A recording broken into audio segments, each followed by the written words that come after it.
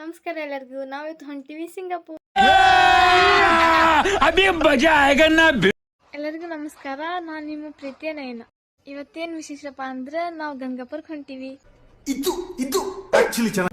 ಇದು ಬಂದ್ಬಿಟ್ಟು ಗುಲ್ಬರ್ಗ ಜಿಲ್ಲೆಯ ಗಣಗಾಪುರ ದತ್ತಾತ್ರೇಯ ಎಂಬ ಪ್ರಸಿದ್ಧ ದೇವಸ್ಥಾನ. ಇಲ್ಲಿ ಭೀಮಾ ಮತ್ತು ಅಮರ್ಜ ನದಿಗಳ ಸಂಗಮವಾಗಿದ್ದು ಶ್ರೀ ನರಸಿಂಹ ಸರಸ್ವತಿ ಸ್ವಾಮಿಗಳ ಪಾದರಕ್ಷೆಗಳಿಗೆ ಹೆಸರುವಾಸಿಯಾಗಿದೆ. ದೀರ್ಘಕಾಲ ರೋಗ ಮತ್ತು ಮಾಟಮಂತ್ರ ನಿವಾರಣೆಗೆ ಪ್ರಸಿದ್ಧವಾಗಿದೆ ಮತ್ತು ದತ್ತಾತ್ರೇಯರು ಪ್ರತಿದಿನ ಭಿಕ್ಷೆ ಸ್ವೀಕರಿಸುತ್ತಾರೆ ಎಂಬ ನಂಬಿಕೆ ಇದೆ. ಅದಕ್ಕೆ ನಾವು ಭಾಳ ಕುತೂಹಲದಿಂದ ಏನದಂತ ನೋಡೋಕೋಗಿದ್ವಿ.